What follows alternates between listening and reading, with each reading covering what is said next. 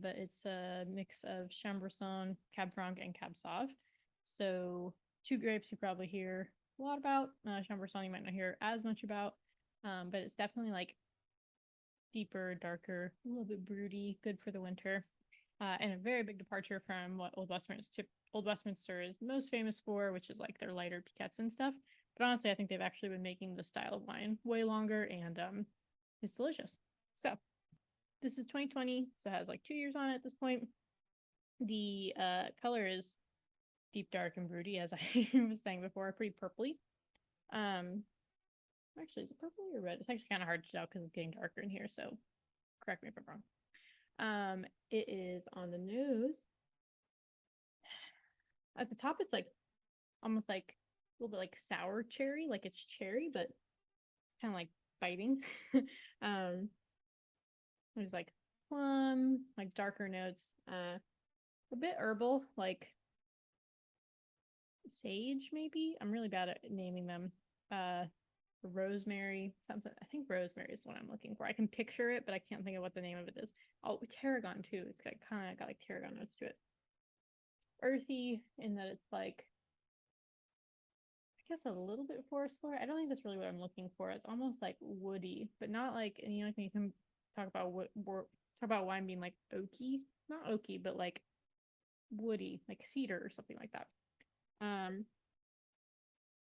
it has like a dryness to it too, almost like dried cranberries or dried like raspberries, something like that. Dried cranberries would be pretty perfect for right now because there's a lot of cranberries going around the month of November.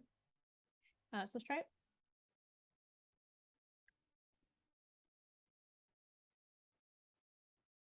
Mm, perfectly balanced. Definitely bigger and bolder than some of the other ones we normally put in, but really tasty. Very juicy, a lot juicier and less dry on the palate than I was expecting from the nose.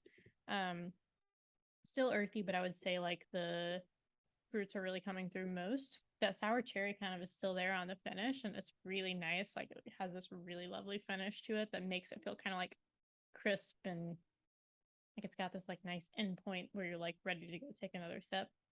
Um, and it still has like the herbal notes and things as well, but I would definitely say that like the fruit is the star on the palate. And then yeah, it's like more medium bodied, like medium plus ish tannin. So as far as pairing goes, I would put it with like forks. You could put it with like lighter dark meats as well.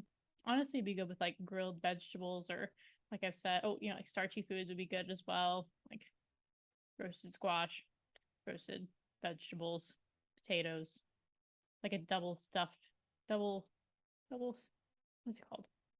The potatoes that have all the fillings in it. Twice baked potato. There we go. That would be really yummy with this, and that's something I would like to eat right now. But like roasted pork or like pork tenderloin, all would be really good here. It's starting to get towards dinner time, so I'm just naming off lots of foods now, but definitely a very food friendly wine. Also a good one for if you're introducing people to natural wine and they're a little bit skeptical about it and we're skeptical about Maryland wine. Boom. This is a perfect example. It's got unintimidating grapes in it. It tastes delicious. It doesn't seem like that funky or like it would be different than what they might expect. Good gateway wine. So I hope you enjoy.